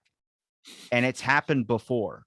So I've had to like, You've had people there have heart attacks? I had a dude die like my like CPR second month of work. I was talking to sign a person up and this guy that I was signing up happened to be a doctor because doctors get like a price discount on their gym membership. So he looks over and sees this old man just take a stumble back off the fucking treadmill and a bunch of people run over to him, give him CPR and shit. They're like, call 911. I call this happened like, I think around the first time we talked and I called 911 and I was like, yeah, a guy just had a heart attack. You got to get here fast possible. Like, what side of Food Line are you on? I'm like, the right side. And they're like, what? Okay, well, depending on how we're getting to you, it could be the left or the right. Are you by the other side of it or are you by the dentist? I'm like, I don't know. It's like, what's your address? I'm like, I don't know. And they're like, oh my God. This man, Robbie? I'm like, this man's dying. And they show up and they get him. He's fine. His name's Frank. I see him every day. Oh, so he survived. So he almost That died. was the one day I did not say hi to him. And that fucking happened. So I've just he almost died of a broken heart, Robbie. I Why made did a you? new rule. I think what happened is there's a lot of like younger hot girls that come into the gym, and there's a lot of old people that like they'll be working out and they'll be staring at them. Quotations, Dude, working it's so out. disgusting, dude. Like, I mean, I've had older ladies look at me when I'm working out and stuff, which I really don't give a shit. I mean, it's flattering when a girl looks at a guy. And isn't that funny how that works? Yeah. It's also When, weird how like that happens to me girl sometimes. teacher and a boy student, but when it's a boy teacher and a girl student, it's fucking horrible. Yeah, as us guys, when it's a girl teacher and a boy student, like we're like, all right, good job, man. Yeah, people like, talk about sexual equality. I was like, go fucking rob a bank. I'll rob a bank and we'll see who goes to fucking jail longer. You're probably right. Yeah. Isn't that funny? I don't think it's funny because that just limits my options of doing nefarious shit. Well, it's 2020. Just say you're a girl. I see an old man Dude, cycling. I bet you a day. trans person would get even less of a jail sentence than a no. Because did you see the article about the judge for the Kyle Rittenhouse thing? Was like judge made Asian joke. Did you see that? Yeah, that was so fucking stupid. All like, he said was, "I hope the supply chain doesn't mess up my food order." Yeah, but I was like, that's the thing, though, is like, even if you crack a joke or if you say something like that, that has nothing to do with that, people take it in a way that you never even thought of, just like that black ice air freshener. And like, you took it away. You didn't even think of it. It's like, what do you say at this point? Society's just gone. Just tell them to shit. kick rocks. Just tell them to kick rocks. Suck it's always it's always the noisy, not the numerous. It's always just people just being dickheads, as evidenced by look at Dave Chappelle. Look how the fallout he had, but he's like, I don't give a fuck. With the sticks and stones. I think there just needs to be more people that don't give a fuck. Like, I was support of Travis Barker Barton or whoever his name is, the rapper that Travis Scott. I guess his name is that, maybe the rapper at the concert that killed all those people. I was like pro, like, because I saw his video and I was like, oh, he's really upset about this type of thing that happened. But then I found out he kept going after he knew someone had already died at the concert. He said fuck it and kept going. Like, the dude was just an asshole and like a kind of a edgy kid that didn't give a fuck. And then he's upset because now he realized there might be legal ramifications on him, like people trying to cancel him now. And I'm like, well, this is a way that society should be, like, not idolizing these rappers and these people to do these types of things. No way in the world we expected our rappers not to say crazy shit. Back in the day when NWA used to say fuck the police when they were on stage sticking up their middle fingers, they knew they were going to be taken off stage. They knew they were doing something that was against the system, but nobody looked Right. to them to be the next Ellen or someone on The Fucking View. Nobody looked Right. at that, but people want that now. Yeah, for some reason, counterculture has become like a staple of a sort of pedestal to where all of a sudden we're supposed to like hold them to a different standard where some people are pieces of shit. Does that make them famous? Sure, it does, but that doesn't mean they're a role model. Like Travis Scott isn't a role model. He's just a rapper. You know what I mean? And people are getting all conspiracy with it because his Oh, dude, I was stage- just gonna bring that up next. I was gonna bring up the conspiracy theory saying it's a demonic ritual or some shit. I'm on a Facebook page and it's called Big Wook Energy. And it's all like, you know what a Wook is, right? Wookie? No, not a Wookie, a Wook. It's just like the people who, like, they're kind of like the hippies of today, but they don't engage in any sort of like activism. They're just like the people that you meet and they look just like they're covered in dirt and they're at the festivals, they're running around barefoot and they're asking you for a ride home because their friends left them kind of person. I wasn't expecting that. I thought you meant like the things that they use at like Chinese food restaurants where they had the giant thing. Or is that a Oh, the wok? It's a wok. No, the wook. Yeah, like everyone's like, yeah, they smell like dog shit and DEET. Like they're just like shitty, just they look like just dirt bags. Like they don't contribute anything to society. Like it's basically our generation's dirty hippie versus like what the 60s would be. But yeah, and like all that, so it's just this big conspiratorial minded garbage around and like, oh my god, like you saw the entrance gate, right? It had a face, you know. Once I saw that, I was like, I would be the type that wouldn't walk in that if I saw that. I was like, I'm not walking through that. Is there a side entrance? I was like, this is how people get killed. Where's the ADA entrance? I'm looking for the disability entrance. I'm just gonna walk through the side fucking rotary thing. Yeah, that's insane. That's insane what happened. Then all of a sudden, all the videos were popping up of like different concerts when someone would fall in a pit, and like the musicians would stop the show and make everyone pick them up and stuff. Yeah, because like I grew up going to like in Metro Detroit area, there was a big like, especially in like the mid 2000s, it was all about like the screamo bands. So you're younger than me, so if you remember, do you remember bands like Under Oath, As I Lay Dying? I Wrestled a Bear Once. No. Like the bands that like do like the screaming, just I don't like listen just to that heavy music. bass lines and screaming. We used to go to like in high school, I listened to it a bit. You know, we used to go to those shows and stuff, and like there was just unwritten rules about like in front of the stage, like that's where the mosh pit was. And that's where everyone is literally jumping in and punching each other and pushing each other and everything like that. Well, it was fun too. You didn't just keep But it was going fun. when the person was knocked out on the ground. The unwritten rule was if someone gets knocked out, everybody stops and they pick them up. And I've seen it so many times. Like I had a friend who blew out his ACL one time at one of those things. We were literally just going hard, like pushing, and then like there was like the area was just Was a he big kicker? Essentially a big fight.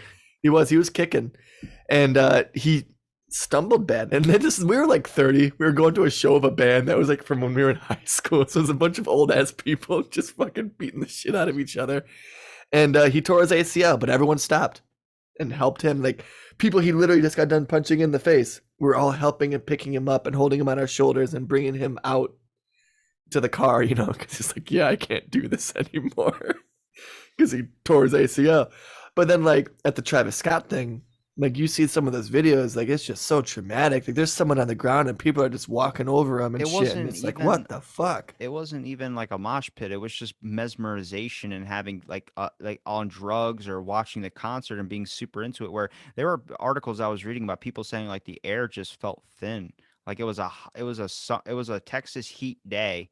I don't know if it was hot in Texas that day. I think it was like a 43 degrees or 50 something degrees out, but all the people around, their body temperature just raises up everything. So you're like what feels like a sauna and you can't breathe. The air is thin. Yeah. and it's just fucking passing out, and then people stomping on those people. Like I've been at a concert where it's been awkward, where you're listening to music and this one dude just staring at you with their eyes fucking open like this, and they would be like, Oh yeah.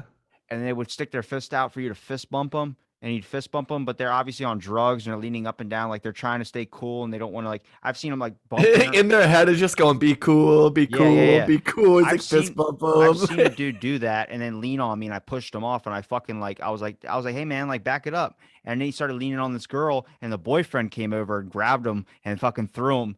And then he comes back a minute later, he's lingering, but he's like staring at the dude like, I'm gonna fuck him up.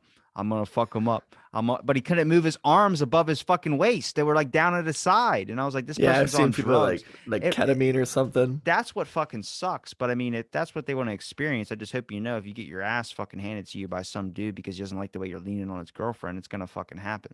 That's why at concerts, either I'd be right up front or I'd be like in the back just enjoying the music. I mean, I typically like to stay in the back. So a lot of the venues around here are like, unless you go, if you go downtown, it's like the smaller artists, they play at smaller venues, and it is a whole different vibe. But if you like, a lot of the big concerts I go to out here are like, it's called Pine Knob or Freedom Hill, and it's like an open amphitheater, kind of like the Red Rocks, but we don't have the cool ass fucking, desert behind it. It's just a big hill that everyone stays on. So it's like a big hill, and then down on the bottom is the amphitheater. And I usually just sit at the top of the hill. I like to just sit up there and just people watch and I see would all the shitheads. just keep your meth at home. That's all I ask. Yeah, Um, don't do meth. Yeah, meth. I don't know. Do people do meth at concerts? I feel like you probably shouldn't do meth at They concerts. probably do. They just don't talk about it. Probably some people handle it pretty well. Yeah, I- there's certain drugs that people don't like. Like what is it like weed, LSD, MDMA, mushrooms. Those are the drugs that everyone's like, yeah, fucking cool, let's do these. But then there's like meth and heroin and like crack, and everyone's like, Because "I'm not everything gonna puts tell- you on I'm a not gonna frequency. Tell everyone I'm not gonna do Well, these." everybody is like, all the drugs put you on a frequency, and sadly, some of those drugs put you on a frequency that does not connect closely to any of the frequency that we're all fucking on. Like marijuana Right. and all that still puts you on the same frequency, just might pick a few numbers apart. But meth puts you on like a whole different category. I was at my buddy's house filming these movie scenes. Dude, we're trying to chill. We're not trying to take our clothes off and go try to hump a fire hydrant. Like, what are you doing? I was at my buddy's house filming these movie scenes, and he's remodeling his room, which used to be his brother's room, but his brother overdosed, so his brother's no longer with us. That And sucks. his brother used to have shady characters over all the time. And that one dude lived with us for a little while, big jack dude, construction. We knew that they were doing like meth and shit. But my buddy's remodeling, and he goes, you remember those lights in my ceiling? I was like, yeah. I was like, you getting the whole place remodeled, you get new lights. I see you got 4 new holes in there. He goes, the old holes? I went up in the attic to go disconnect the lights so people could do like electrical wiring in here. They were held up by fucking ratchet straps. I was like, wait, what? I was like, I was sitting under those blue lights like all the time. And he goes, yeah, that thing could fucking, at first I thought he said tanning bulbs. I was like, he was trying to get a fucking tan in his room. He goes, no, they were held up by ratchet straps. And I was like, ratchet straps? He goes, yeah, I went up in the attic and I guess they were on meth at 2 o'clock in the morning. So I'm gonna ratchet this shit down. You want a hole in the ceiling? Bam, let's put a light there and fucking walk out. I was like, that's intense. Just some meth induced, like that would actually be a funny concept for like a YouTube channel. Like, just sitting there and all of a sudden, like, we need a light right here. He's like, yeah, all right, I'm gonna punch a hole in the ceiling here. You punch a hole in the ceiling over there. We're gonna run just an extension cord from that outlet. No, it would be a punch You a have hole any in the screws? wall. No, but I got twist ties for my bread bag. Let's just throw something up. It would be like, hey, I want a light in my ceiling. Okay, he punches a hole in the wall. Dude, I said the ceiling. Oh, gotcha. Punch a hole. Yeah, right but we need an outlet spot. Like, yeah, if it works, it ain't stupid, right? Well, yeah, that's what I say. I was like, And then we wonder, why is there regulation from OSHA? I give a clap to the fucking effort that people put into shit when they're on like drugs. Like, I know how hard it is. What's the difference between weed and hash? Hash is just a little bit more concentrated. Okay, because hash, I think, is what I started to smoke a lot when I was a kid that always got too high, where I never want Yeah. to smoke weed again. Yeah, it's a little bit more concentrated than weed. It looks the exact same. Yeah, it's like the keef kind of. It's just more compressed. Yeah, it's just more concentrated, higher content.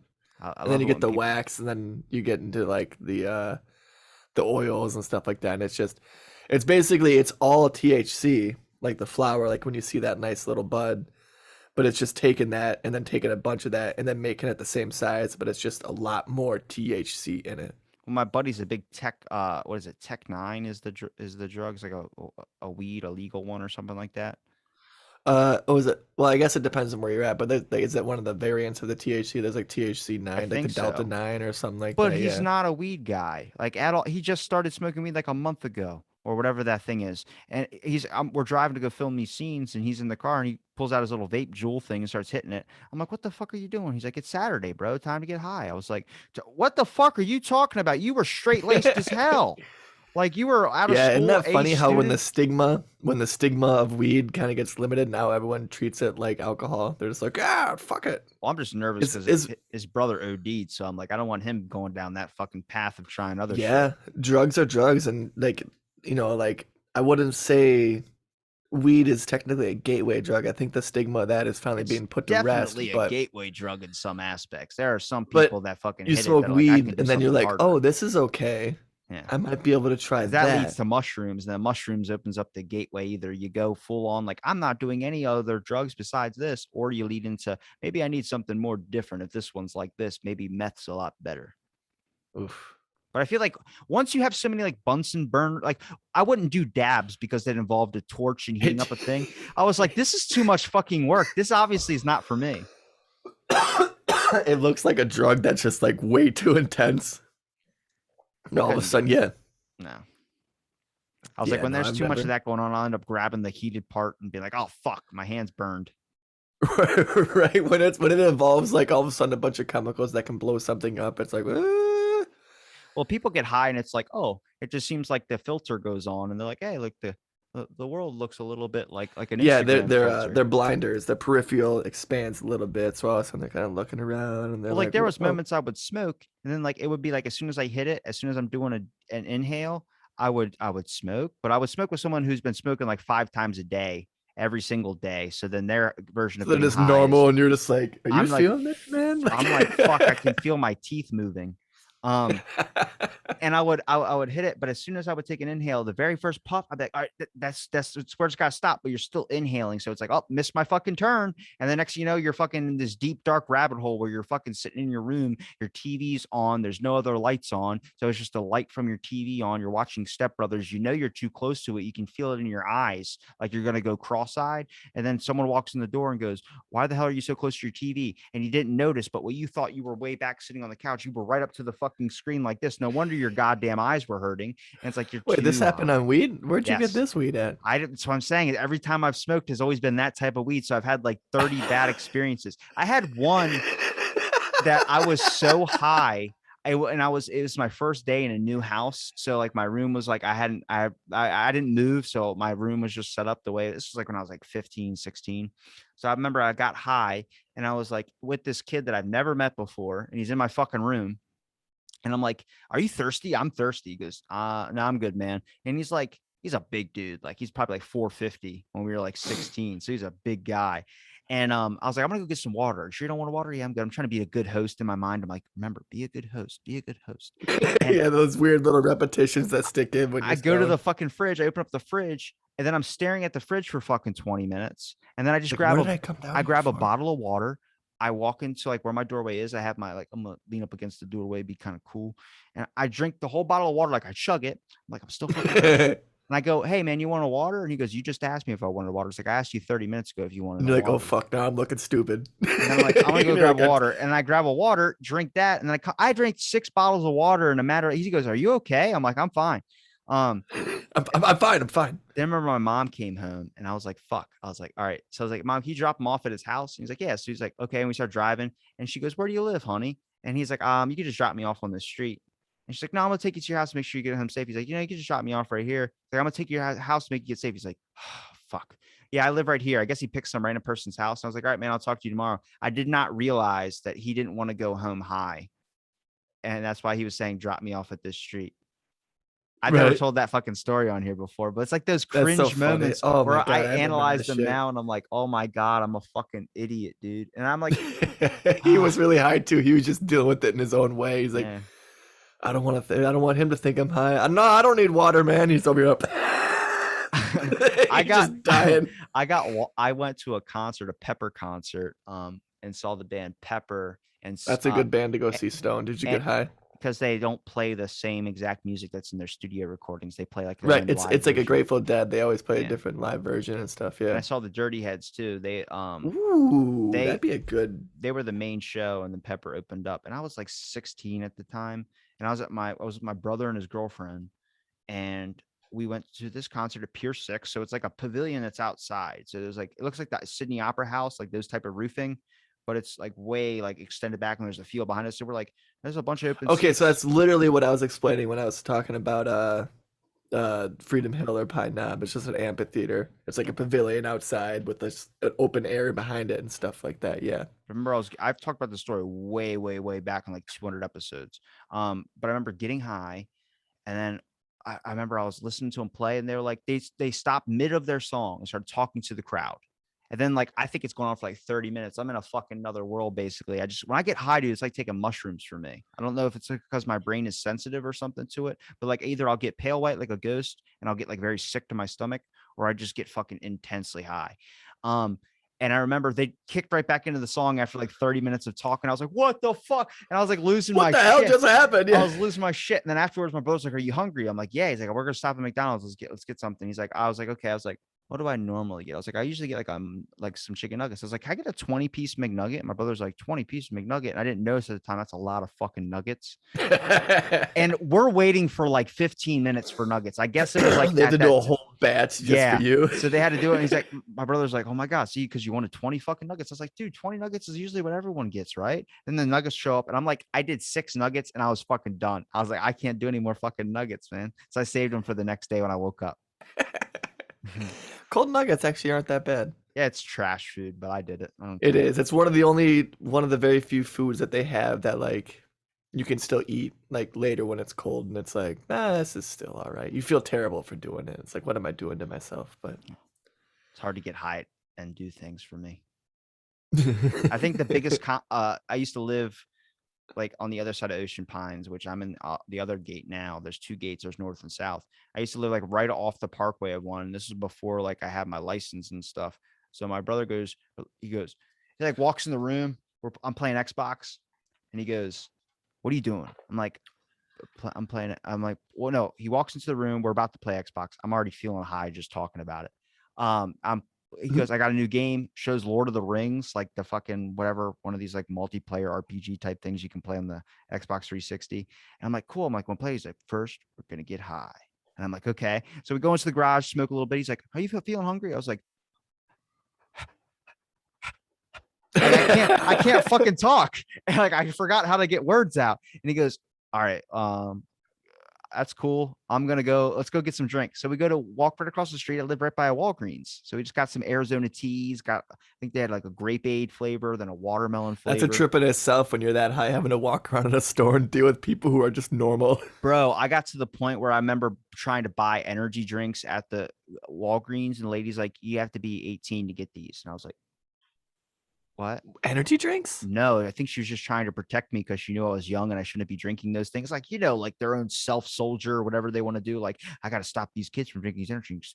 I'll just say that you need a license. Just wakes up and goes, I might not get much done today, but I'm going to save these damn kids from those energy drinks. Yeah, I was fucking so high. I was like, and then my brother was like, what do you mean you can be? I'm 18. I'll buy them. And then fucking, she was like, well, I don't want to seem like an idiot that you don't have to be 18. So let me get your license, and then grab the license from my brother. My brother's like 4 years older than me. He's like, fucking, I got him. We're walking back. We start playing Lord of the Rings. He goes, dude, are you hungry? I'm like, taquitos. He goes, taquitos. And we're just the type that we put them on like a Thanksgiving entree where you put the turkey, you line them all up, like 24 of them, then stick them in the microwave and just fucking put 10 minutes and then go play games. And then we're eating the taquitos, and it's like, he's getting the right side, I'm picking the left side, and the plate's in the middle. I'm on the left, he's on the right.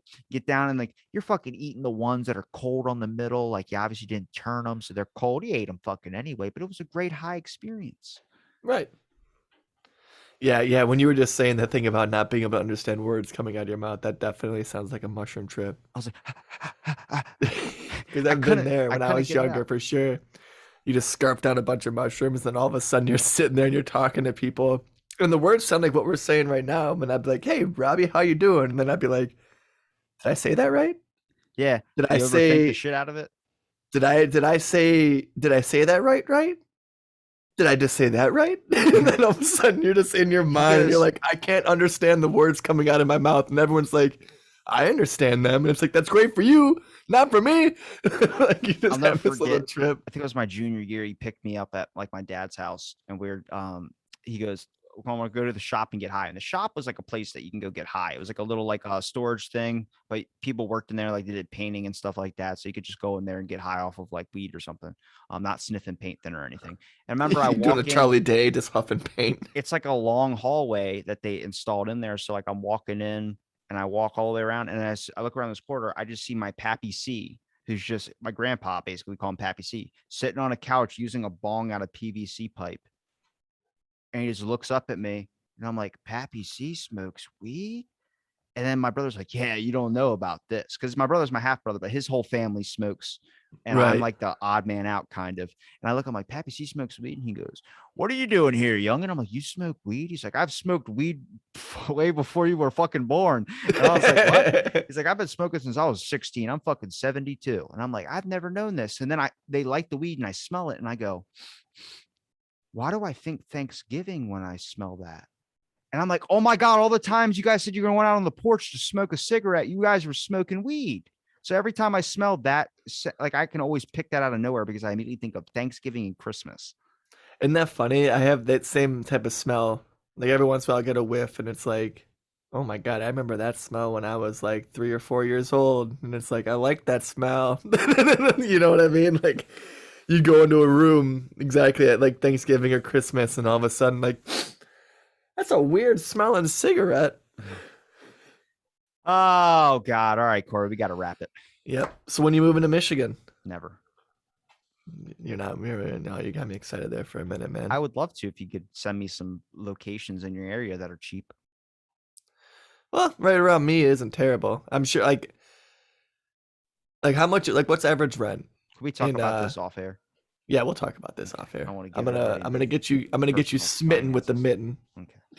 Where can people find the Libservative Pod? The Libservative Podcast. We're on Facebook at Libservative. We're on Instagram and Twitter at Libservative Pod. We actually have a WordPress where we type out our monologues, like a transcript for them, at libservativepodcast.wordpress.com. And you can find our podcast on every platform that you're looking for.